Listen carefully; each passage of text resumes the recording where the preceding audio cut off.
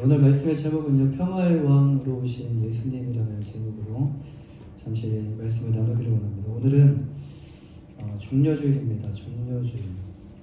그 종려주일은 예수님께서 예루살렘에 입성하신 날을 기념하는 주일이 바로 종려주일이에요. 예수님께서 이제 마지막 그 일주일을 남겨두시고 예루살렘에 입성을 하시는데 그냥 입성을 하시는 것이 아닙니다. 그 왕으로서 입성하시는 날이 바로 종려주일이에요. 이 사건은 우리가 그 신약 성경에 보시면 사복음서가 있습니다. 마태복음, 마가복음, 누가복음, 요한복음. 이 사복음서 안에 다 기록되어 있는 사건입니다. 사람들은 오늘 그 종려 나무가지를요 흔들며 예수님을 환영을 해요. 예루살렘에 입성하시는 그 예수님을 보면서 그 종려 나무가지를 흔들면서 예수님을 환영을 합니다. 여기서 그 종려주일이라는 그 이름이 유래가 되었습니다. 종려주일은 예수님이 예루살렘에 입성하실 때 사람들이 뭐라고 외치냐면 호산나라고 외칩니다. 호산나, 호산나. 예수님을 그냥 예수님으로서 이렇게 그 환영하는 것이 아니라 예수님을 메시아로 환영하며 맞이한 날이 바로 종려주일입니다. 근데 이날은요 또 동시에 이제 그 고난주간의 시작을 알리는 중요한 날이기도 합니다. 종려주일과 이제 그 다음이 이제 고난주간으로서 이렇게 들어갔는데 오늘부터 이제 고난주간이 또 시작이 돼요. 오늘 종려주일이고 이제 고난주간이 시작이 됩니다. 예수님의 예루살렘 입성은 십자가의 그 죽음을 향한 그 순종의 그 발걸음의 그 시작이었다라고 말씀을 드릴 수가 있어요. 종려주일과 함께 이제 고난주간이 시작되는데 이 주간은 이제 그 예수님의 왕되심과 그 예수님께서 이제 십자가에 달려 죽으심으로 그 희생을 함께 묵상하는 시간이 바로 이 고난주간입니다. 그래서 많은 사람들이 금식도 합니다. 금식도 하고 또 금식을 못하면 또 요즘에는 뭐 인터넷 금식이 있어요. 그렇죠? 인터넷을 안 보는 뭐 하루 동안 뭐 낮에 시간을 정해놓고 인터넷을 안 보는 또 그런 금식이 있습니다. 여러 가지 금식이 있습니다.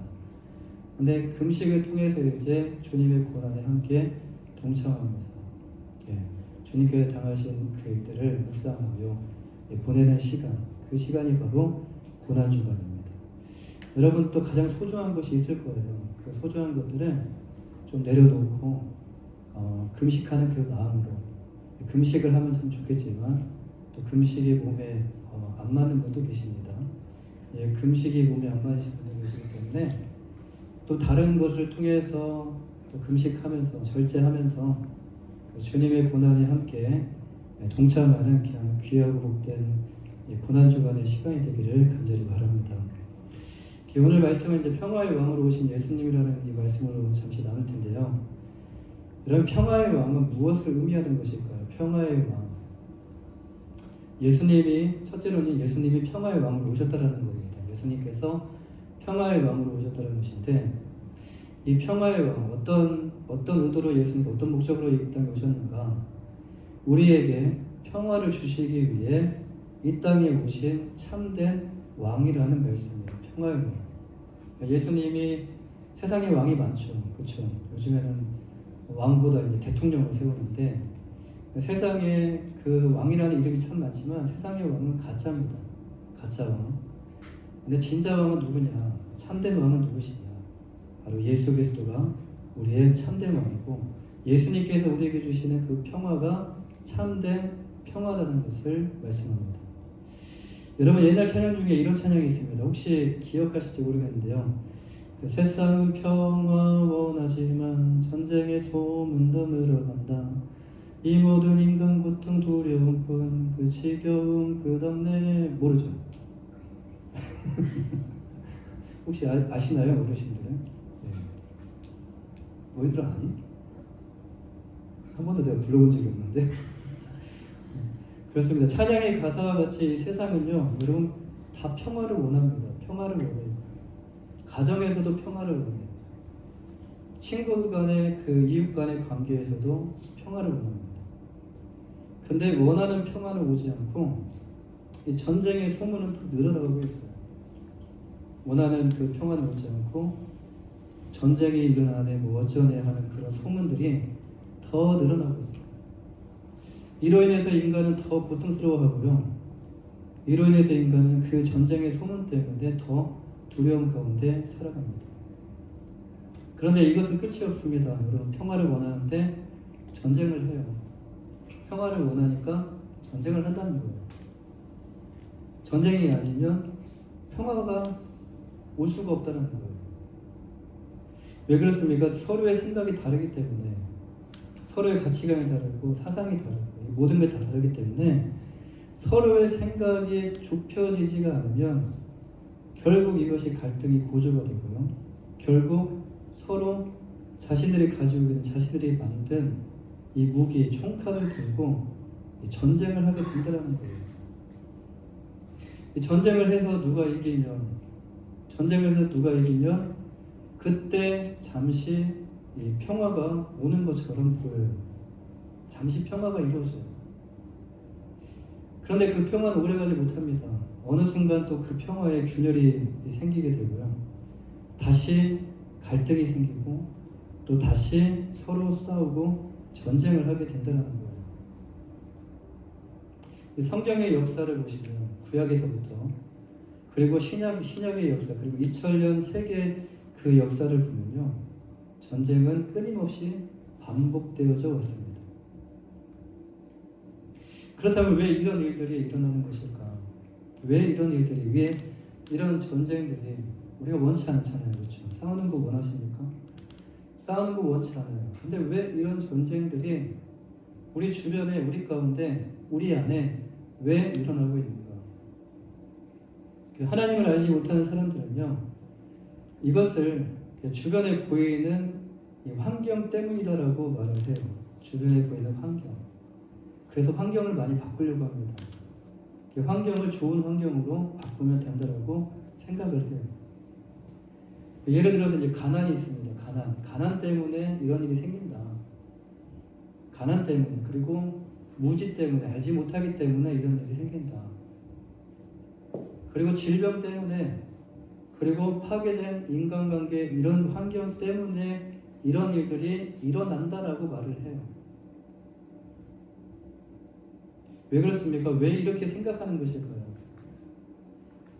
지금 하나님을 알지 못하는 그 사람들은요, 눈에 보이는 것이 전부이기 때문에 그래요. 눈에 보이는 것이 전부이기 때문에, 눈에 보이는 것이 우리의 삶을 가난과 무지와 그리고 질병과 그리고 파괴된 인간관계 이런 것 때문에 우리의 삶을 고통스럽게 만든다라고 생각을 하는 거예요. 그래서 가난에서 벗어나면 돼 라고 생각을 하는 거죠. 그리고 무지에서 벗어나면 돼. 그리고 병에 걸리지 않으면 돼. 그리고 인간관계를 좀 더 좋게 하면 돼 라고 생각을 하는 거예요. 그래서 환경을 바꿉니다. 이것도 바꿔보고 저것도 바꿔보고 자리를 바꿔보고 무너뜨렸다가 다시 세워보기도 하고, 그 환경을 바꾸면 될 거다라고 그렇게 생각을 하는 거예요. 그런데 성경은 환경이 아니라 다른 거에 대해서 말씀을 하셔요. 전혀 다른 거에 대해서 성경은 우리에게 말씀을 하십니다. 우리가 전혀 깨닫지 못하는, 전혀 발견하지 못하는 인간의 불행의 궁극적인 뿌리는 성경에서는 다른 어떤 환경적인 요인이 아니라 인간의 죄에 있다라고 말씀을 하셔요. 이것이 악이라는 열매로 나타나게 되는데, 죄와 악은 서로가 다릅니다. 똑같다라고 우리가 생각할 수 있는데 서로가 달라요. 이것이 악이라는 열매로 나타나게 되는 거예요. 예를 들어서 사과나무가 있습니다. 그 뿌리가 사과나무의 뿌리이며 그 나무에는 반드시 사과라는 열매가 달려야 된다는 거예요. 그 뿌리가 사과나무라면. 죄는 눈으로 볼 수 있는 것이 아니에요. 이게 사과나무의 뿌리와 같이 우리의 죄, 우리가 생각하는 죄, 이 죄는요 눈으로 볼 수 있는 것이 아니라는 거예요. 그래서 보이지 않는 뿌리와 같습니다. 근원인데 뿌리에 가려져 있어요. 숨겨져 있어요. 우리는 표면적으로 드러나는 악이라는 이 열매를 통해서 죄가 무엇인지 알고 또 죄가 무엇인지를 우리가 느끼고 볼 수가 있다는 겁니다. 내가 얼마나 악한지, 내 안에 죄가 있구나 라는 것을 깨달을 수 있다는 거예요. 이 평화를 원하지만 갈등과 분쟁 그리고 전쟁이 끊임없이 계속되는 이유가 바로 여기에 있다는 거예요. 그러니까 죄의 싹은 사망이라고 말씀하셨죠. 죄가 욕심, 그 욕심 때문에 뭔가를 더 가지고자 하는 그 욕심 때문에 결국에는 갈등이 생기고 결국엔 분열이 생기고 전쟁이 일어난다는 거예요. 반대로 이것에 대해서 인정이 안 되시는 분들도 아마 계실 거예요. 우리가 완벽하진 않지만 그래도 죄를 인정하고 싶지 않은 그 마음, 그래도 선하다라고 말씀하시는 분도 계실 거예요. 나는 선한데, 나는 악인이 아닌데, 나는 죄인이 아닌데 라고 하시는 분도 아마 계실 거예요. 선한 마음이 있기 때문에 전쟁은 하지만 전쟁은 어쩔 수 없습니다. 이 땅을 살아가는 데 있어서 전쟁은 어쩔 수 없다라고 이렇게 전제를 세워둬버려요. 그래도 평화를 지키려고 하지 않습니까? 무엇으로요? 선으로. 여기에 선의 기준에 대해서 우리가 한번 생각해 볼 필요가 있는데요. 두 가지 선에 대해서 우리는 생각해 볼 수 있어요. 하나는 하나님의 선입니다. 하나님의 선. 그리고 또 하나는 우리 인간이 가지고 있는 선이에요. 그렇다면 우리 인간이 가지고 있는 선은 어떤 기준의 선일까? 지금 우리가 선하다고 말을 하는데 그렇다면 우리 인간이 가지고 있는 기준의 선은 어떤 선일까? 그 선에 대해서 우리가 깊숙이 들어가 보게 되면 인간은 지극히 자기중심적인 선을 가지고 있다는 거예요. 그래서 타인도 생각을 합니다. 양심이 있기 때문에. 내 마음에 양심이 작동을 하기 때문에 타인도 생각을 해요. 그래도 결정적인 것은 뭐냐면 자기에게 좋은 것을 선이라고 생각하는 경향이 있다는 거예요. 각자가 생각하는 선의 기준이 있기 때문에 선의 기준이 다 다릅니다. 비슷한 것 같지만 다 달라요. 다 다르기 때문에 선의 기준이 있기 때문에 어떤 사람에게는 이것이 선이라고 말할 수 있지만 어떤 사람에게는 이것이 선이라고 말할 수 없다라는 것도 있어요. 각자가 가지고 있는 선에 대한 기준이 다르기 때문에 그런데요. 그렇기 때문에 우리는 이 안에서 어떤 그 보편적이고 또 어떤 그 객관적인 주관적인 선입니다. 어떤 객관적인 그 선의 기준을 우리가 찾을 수 없다라는 것이에요. 우리 인간이 가지고 있는 선에서 반대로 하나님의 선은 어떤 선이죠? 반대로 하나님의 선은 여러분 하나님의 선은요 히브리어로 토브라고 합니다. 토브. 그 성경에 이 단어가 쓰여져 있는데 가장 먼저 쓰인 곳이 어딜까요? 이 토브라는 단어가 선이라는 단어가 가장 먼저 쓰인 곳은 과연 어딜까요? 창세기 1장에 토브라는 단어가 쓰여있다는 거예요. 창세기 1장에 선이라는 단어가 쓰여져 있다라고 이렇게 의아하게 생각하실 수 있는 분도 계셔요. 왜 그러냐면 우리가 성경을 읽을 때 그래도 창세기 1장은 10번 이상, 20번 이상, 30번 이상, 100번 이상은 창세기 1장을 읽습니다. 그 이후로 이제 우리가 레위기에서 벗어나지 못해서 그렇지 창세기 1장은 다 알아요. 창세기 1장에 어떤 일이 일어나는지 어떤 사건이 있는지 다 알아요. 창세기 1장은 천지창조에 관한 내용입니다. 천지창조. 근데 하나님께서 창조하신 후에 그것들을 바라보시면서 이렇게 말씀하시죠. 이게 반복됩니다. 하나님이 보시기에 좋았더라. 하나님이 보시기에 좋았더라. 여기서 좋았더라가 바로 히브리어로 토브입니다. 선하였더라. 하나님이 보시기에 선하였더라. 하나님의 선은 하나님이 보시기에 좋은 것이 바로 선이라는 거예요. 그러니까 우리가 바라보기에 좋은 것이 선이 우리의 선인 것처럼 하나님께서 바라보시기에 좋은 것들이 하나님의 선이라는 말씀입니다.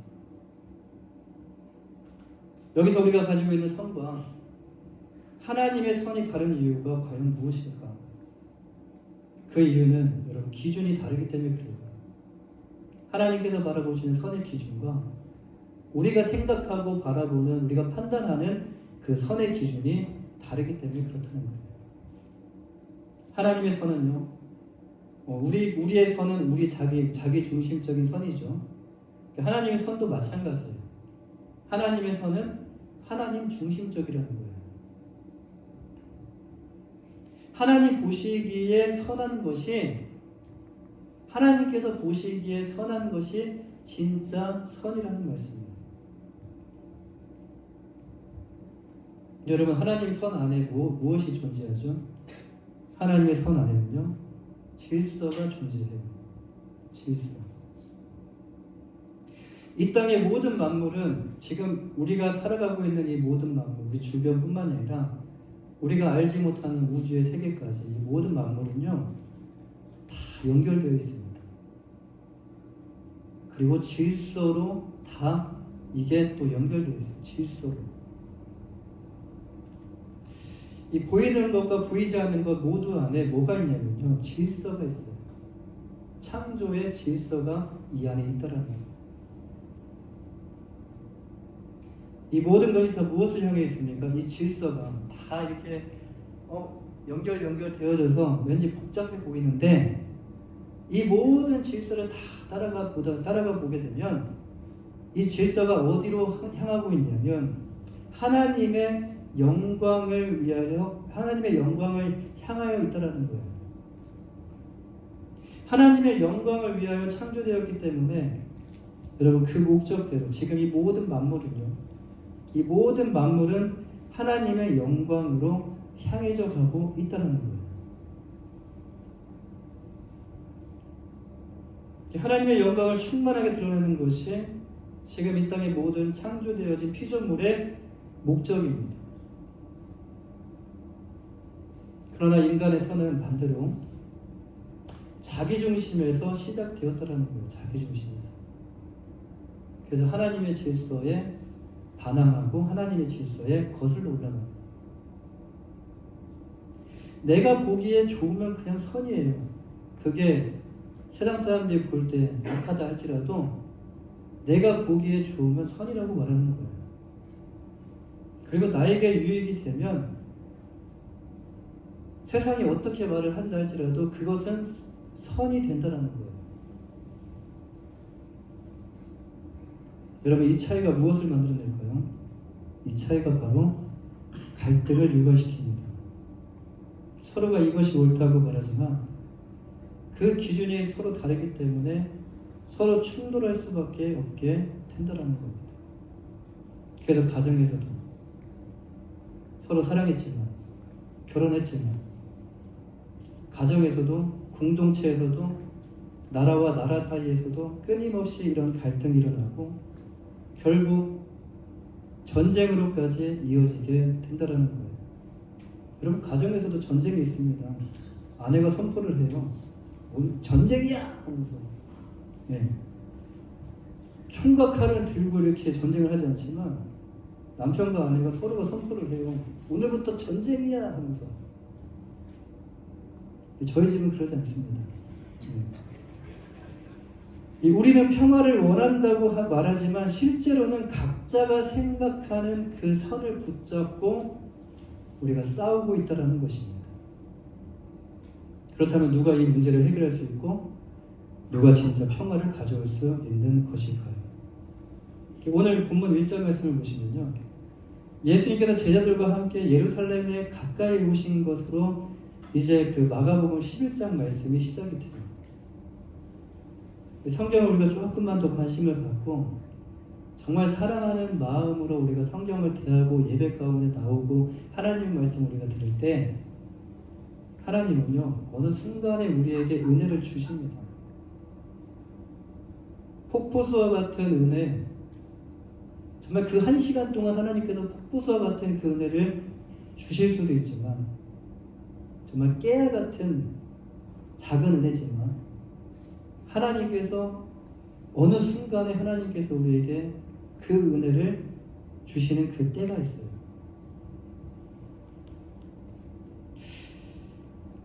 이 마가복음 11장의 말씀이 이렇게 시작이 되는데 감람산 벳바게와 베다니에 이르렀다고 말씀을 해요. 감람산, 벳바게, 그리고 베다니에 이르렀다라고 말씀을 합니다. 지금 오늘 본문에 나오는 이 감람산, 그리고 감람산에 대해서 혹시 들어보셨습니까? 감람산 하면 무엇이 떠오르죠? 감람산. 예수님이 승천하신 곳이 감람산이에요. 예수님께서 부활하시고 제자들과 40일 동안 함께 하셨고요. 그 후에 제자들 앞에서 승천하여 올라가신 곳이 바로 감람산이에요. 그 예루살렘과 지금 이 감람산의 거리는요, 약 1km에서 2km 정도밖에 안 되는 가까운 거리였어요. 그 감람산 벳바게와 베다니에 이르렀을 때, 그 사이에 이르렀을 때 예수님은 갑자기 멈추셔서 두 명의 제자에게 맞은편 마을로 가라라고 말씀을 하십니다. 여기서 이 맞은편 마을이 바로 베다니를 의미를 해요. 베다니. 거기에 가면 뭐가 있다고 말씀하십니까? 아직 아무도 타보지 않은 나귀 새끼가 매어 있는 것을 보게 될 것이고, 그리고 그 나귀를 끌고 오라라고 말씀을 하셔요. 그리고 만약 누군가가 너희에게 왜 이렇게 하느냐라고 물으면 주가 쓰시겠다라고 말하라고 하면서 그리로 보내십니다. 그곳이 어떤 곳일까? 주님은 여기서 왜 갑자기 멈추셔서 예루살렘으로 올라가셨던 그 길을 갑자기 멈추셔서 두 제자를 이 베다니로 보내시고 거기서 나귀 새끼를 풀어 끌고 오라고 말씀하신 것일까요? 그냥 지나가시다가 시간 들이지 않고 그냥 지나가시다가 눈에 띄는 나귀 새끼 한 마리 있으면 타도 괜찮은데, 그렇죠? 시간 끌지 않고 시간 지체하지 않고 그냥 주변에 걸어가다가 나귀 새끼가 있으면 그것을 한 마리 취해서 타도 괜찮으신데 왜 이렇게까지 하신 것일까?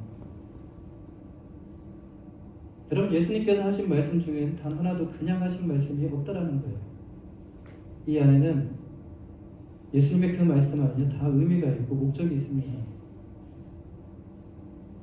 여러분, 베다니는 어떤 곳이죠? 베다니. 감람산은 예수님이 승천하신 곳이 감람산이에요. 그렇다면 베다니는 어떤 곳일까요? 베다니. 이 베다니 하면 혹시 여러분 성경 인물 중에 생각나는 사람이 있으십니까? 베다니. 베다니는 참 특별한 장소예요. 예수님에 있어서 참 특별한 장소입니다. 이 베다니는 어떤 장소냐면요, 그 문둥병 환자들이 사는 곳이 바로 베다니예요. 문둥병 환자들이. 가난한 사람들이 또 모여서 사는 곳이 바로 베다니예요. 이 베다니는 예수님의 사역하였던 장소들 중에서 어쩌면 여러분 지금 예수님께서 사역 범위가 굉장히 넓으신데 그 사역했던 장소들 중에서 어쩌면 가장 특별한 장소일지도 모릅니다. 그 장소는 예수님께서 사랑하는 사람들이 있었던 장소였는데요, 그곳 안에 우리가 잘 아는 나사로가 살고 있었어요. 나사로의 누이 마르다와 마리아와 나사로가 그 베다니에 살고 있었다는 거예요. 여러분, 이곳은 예수님이 자주 머무시는 곳이었는데요, 그들과 깊은 교제와 사랑이 있었던 곳이 바로 베다니입니다. 동시에 이곳은 나사로가 병이 들어서 죽었죠. 병이 들어서 나사로가 죽었지만 다시 살아난 곳, 부활한 그 부활의 장소가 바로 베단이에요. 참 많은 일이 있는 장소예요. 엄청난 일이죠. 부활한 장소. 사람이 죽어서 살아나는 그 장소. 기념될 만한 장소잖아요. 그렇죠? 또한 마리아가 예수님께서 향유를 부음으로 이제 예수님의 그 장사를 미리 예비한 장소이기도 합니다.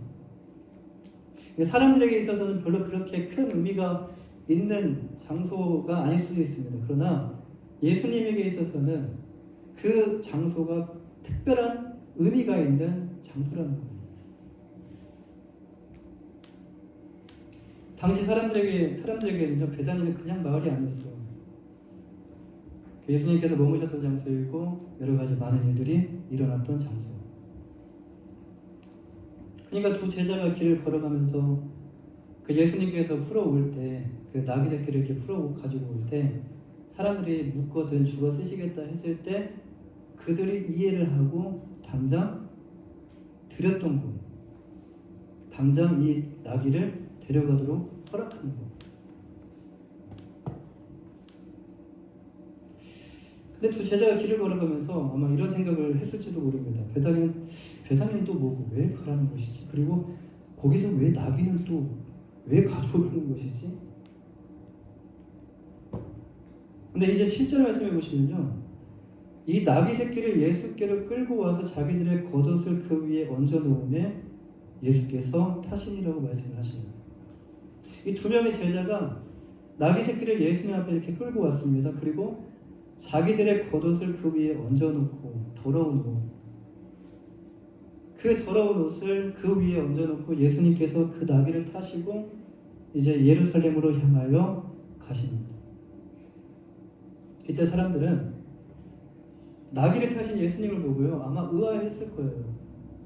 예수님이 오신다라는 소식을 들었는데 예수님께서 지금 뭘 타고 눈을 다시 한번 이렇게 비비고 다시 뜨고 의아했을 겁니다.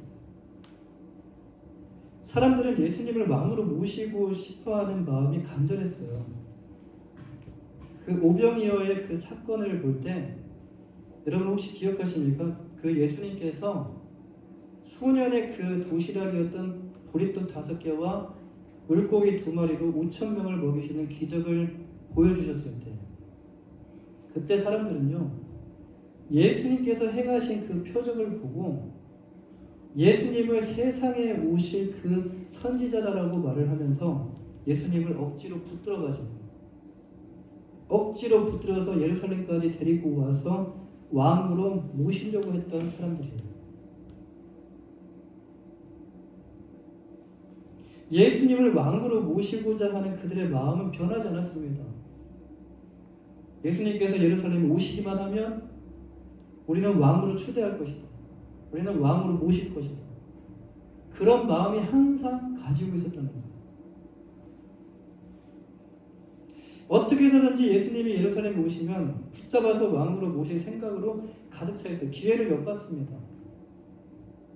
명절 때만 되면 예수님이 오시는지 안 오시는지 또 확인했어요. 그렇게 싫다고 하셨던 예수님이, 피하기만 하셨던 그 예수님이 오늘은 자진해서 예루살렘에 올라오시는 것이었어요. 그런데 예수님께서 오실 때 참 백마를 타고 오신 것도 아니고 나귀를 타고 오시는 것이었어요. 사람들은 나귀를 타고 오시는 예수님을 보고 아마도 의아했을 겁니다. 나귀 위에 타고 예수님께서 오시는 그 모습을 볼 때 참 의아했을 거예요. 사람들은 예수님이 왕으로 오시기를 기다렸지만 여러분 그 기준은요, 지금 이 나귀를 바라보는 그 모습이 아니라 백마를 타고 온 예수님, 이 세상적인 왕권의 기준을 가지고 예수님을 모시려고 했다는 거예요. 사람들은 무엇을 생각했습니까?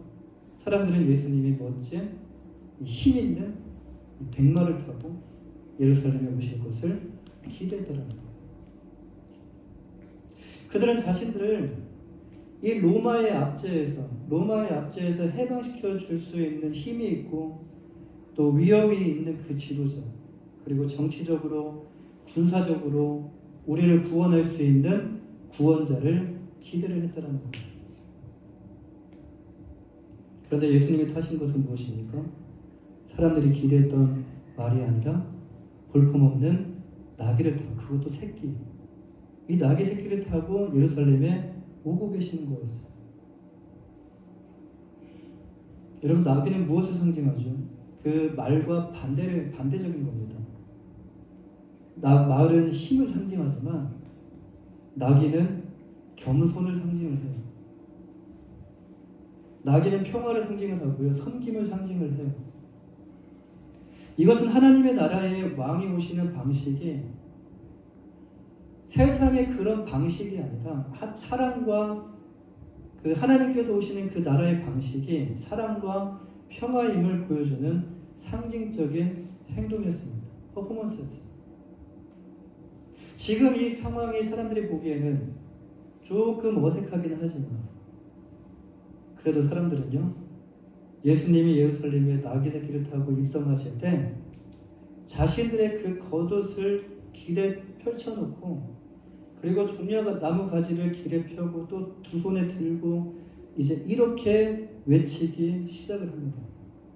본문 9절과 10절 말씀을 보시면 앞에서 가고 뒤에서 따르는 자들이 소리 지르되 호산나 찬송하려다 주의 이름으로 오시는 이여 찬송하려다. 오는 우리 조상 다윗의 나라여 가장 높은 곳에서 호산나 호산나 하더라 라고 말씀을 해요. 여기서 우리는 이 말씀 안에서 지금 이 백성들이, 무리들이 외쳤던 이 말씀 안에서 우리는 세 가지 단어에 주목할 필요가 있는데요. 첫 번째는 호산나입니다. 호산나. 무엇을 위하냐면요, 이것은 우리를 구원하여 주옵소서. 호산나, 우리를 구원하여 주옵소서. 죄에서 구원이 아닙니다. 지금 이들이 원하는 구원은 로마의 압제에서 구원하여 주옵소서라는 의미예요. 두 번째는 주의 이름으로라는 단어예요. 주의 이름으로. 이것은 곧 예수님을 인정을 하는 겁니다. 무엇으로서 예수님을 인정하느냐? 하나님께서 보내신 메시아임을, 하나님께서 보내신 그리스도임을 인정하며 고백하는 내용이에요. 그리고 마지막으로 오는 우리 조상 다윗의 나라. 다윗의 나라. 여러분, 다윗의 나라가 어떤 나라였죠? 구약의 시대를 보면 이런 나라가 없었어요. 그리고 이런 때가 없었어요. 구약의 시대에 다윗과 같은 그 왕으로 이렇게 있었을 때 그 나라가 누렸던 그런 때가 없었습니다. 다윗이 왕으로 통치했던 그 시대는 가장 강력한 시대였어요. 다시 이스라엘이 어떤 나라가 되기를 원하는 마음입니까? 지금 이렇게 지배를 받는 나라가 아니라, 지금 이렇게 패배의식에 쩔어서 살아가는 그런 나라가 아니라, 약소국이 아니라 다시 강국이 되기를 원하는 마음이 그들 안에 담겨져 있었다는 거예요. 이 안에는요, 정치적으로, 경제적으로, 지금 눈앞에 보이는 거, 환경, 정치적으로, 경제적으로 부강한 나라가 되기를 원하는 마음으로 주님을 호산나 호산나 하면서 맞이하고 있었다는 거예요. 그렇습니다. 이들의 고백과 같이 예수님은요, 호산나 우리를 구원하시기 위해 오셨고 주의 이름으로 하나님께서 보내신 그는 메시아이며 그리스도시고, 그리고 장차 오는 다윗의 나라와 같이 열면 닫을 자가 없고 닫으면 열 자가 없는 그 다윗의 열쇠를 가지고 계신 주권자이자 통치자로서 예수님이 오셨습니다. 그런데 저들이 생각하는 그런 왕으로 오신 것이 아니라는 거예요. 예수님은 세상의 힘과 위엄을 가진 그런 왕이 아니라 어떤 권력을 통해서, 힘을 통해서 통치하는 그런 왕이 아니라 겸손과 평화와 섬김으로 살 수 있는 그런 왕으로 오셨다라는 말씀입니다. 예수님께서 나귀를 선택하신 이유가 바로 여기에 있습니다. 나귀를 선택하시고 나귀를 타시고 예루살렘에 입성하신 이유가 바로 여기에 있더라는 거예요. 예수님의 선택은 하나님 나라의 통치 방식을 보여주는 분명한 메시지가 그 안에 담겨져 있습니다. 사랑하는 여러분, 우리는 어떤 왕을 원하고 있습니까? 이 평화와 겸손의 왕을 원한다고는 하지만 우리의 마음에는 여전히 힘과 권세로 세상을 지배하는 왕, 우리의 기대와 욕망을 채워줄 수 있는 그런 왕을 원하고 있지는 않습니까? 오병이어의 기적을 봤을 때 사람들은 예수님이 메시아일 수도 있겠다라는 이런 생각을 가졌지만, 근데 그들이 가지고 있었던 이 메시아관, 지금 우리가 가지고 있는 이 메시아관도 한번 점검해 보셔야 돼요. 그들이 가지고 있는 메시아관은요, 여러분, 성경적인 메시아관이 아니었어요. 지극히 자기중심적인 메시아관이었다는 거예요. 여전히 정치적이고 여전히 경제를 부강하게 하는 그런 메시아관을 가지고 있었다는 거예요. 예수님을 이용해서 한 자리 차지하려고 하는 그런 마음, 예수님을 이용해서 자신의 욕구를 충족시키려고 했다는 거예요. 이 모습이 지금 우리들의 모습과 비슷한 것 같지 않은가? 하지만 하나님이 보내신 예수님은 달랐습니다. 예수님은 예루살렘에 오실 때 말이 아니라 나귀를 타고 오셨어요. 나귀는 전쟁과 권력의 상징이 아니라 겸손과 평화를 나타내는 그냥 탈 것이었어요. 다윗의 열쇠를 가지신 예수님은 문을 열고 닫는 그 권한, 또 장차 우리에게 주어지는 그 구원과 그 심판의 권한을 가지신 평화의 왕으로서 오셨습니다. 이를 위해 예수님이 오셨고, 예수님은 무력이 아니라 십자가에 달려 죽으심으로 우리에게 하나님과 그 평화를 안겨주신 분이 바로 예수님입니다. 그렇습니다. 예수님만이 이 문제를 해결할 수 있어요. 우리가 해결하지 못하는 거, 해결하려고 하지만 해결이 안 되는 이 평화의 문제, 이 문제를 예수님이 해결할 수 있고, 여러분, 예수님께서 세상이 주는 그 가짜 평화가 아니라 예수님께서 우리에게 진짜 평화를 주실 수 있는 유일한 분이시라는 말씀입니다. 여러분, 세상의 가짜 평화에 속지 마시기 바랍니다. 여기도 평화가 있다, 저기도 평화가 있다, 평화를 줄게, 내가 어떻게 해가지고 평화를 줄게, 이런 가짜 평화에 속으시면 안 돼요. 세상은 평화를 외칩니다. 세상은 평화를 외치지만 우리에게 평화를 줄 수가 없어요. 평화는 오직 누구 안에 있냐? 하나님 안에 있습니다. 그리고 하나님께서 보내주신 그 예수 그리스도 안에 참된 평화가 있습니다. 세상에 줄 수 없는 평화를 우리에게 주시기 위해 이 땅에 오셨고요. 그리고 그 평화를 위해서 십자가에 달려 죽으셨어요.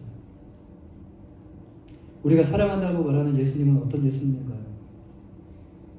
우리가 날마다 입술로서, 찬양으로서 우리가 사랑한다라고 예수님께 고백하는데, 그 예수님은 어떤 예수님인가요? 우리는 정말 예수님을 사랑하고 있는가? 예수님을 사랑하고 있는가? 정말 사랑하는 마음으로 진심을 담아서 내가 고백하며 주님 찬양하고 있는가? 그렇다면 세상이 원하는 왕의 모습을 가진 또 예수님을 우리가 사랑하고 있지 않는가? 그런 예수님을 우리가 바라보고 있지 않는가? 그런 예수님을 우리가 또 기대하고 있지 않는가? 죄에서에 대한 그 구원보다도 현재 나의 삶에 대한 구원을 더 원하고 있지 않는가? 하나님이 보내신 평화와 겸손의 왕의 모습을 가진 예수님을 우리가 사랑하고 있는가? 그 예수님을 기대하고 그 예수님을 고대하며 우리가 기다리고 있는가?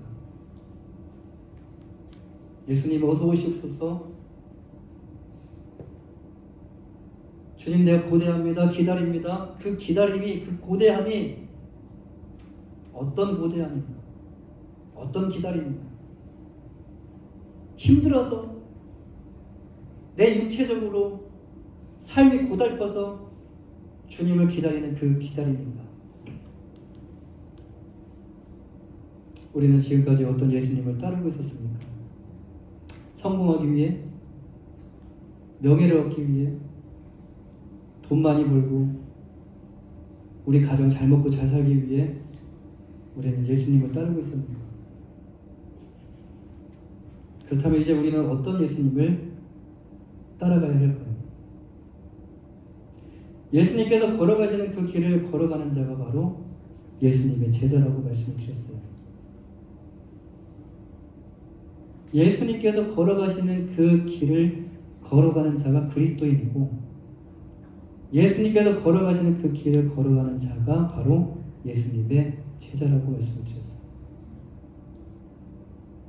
지금 하나님께서, 지금 예수님께서 찾으시는 한 사람이 과연 누구일까? 이 수많은 사람들 중에 예수님의 제자가 없을 수도 있어요. 우리가 따라야 할 길은 예수님의 십자가의 길입니다. 영광의 그 부유한 그런 길이 아니라, 넓은 길이 아니라, 우리가 따라야 할 길은 좁은 길이고, 우리가 따라야 가야 할 그 문은 좁은 문이에요. 우리가 걸어가야 할 길도 바로 이 길입니다. 누가복음 9장 23절 말씀에 또 우리에게 이르시되 아무든지 나를 따라오려거든 자기를 부인하고 날마다 제 십자가를 지고 나를 따를 것이니라. 평화의 왕으로 오신 예수님, 이제는 우리가 그 평화의 왕으로 오신 그 예수님을 따라가야 할 때입니다. 세상은 많이 변했죠. 지금 우리들 마음 가운데서도 정말 따라가야 된다는 그 마음보다도 이 마음이 그렇게 크지 않게, 이 마음 가운데 그렇게 크지 않게 이 마음이 그렇게 느껴질 수도 있어요.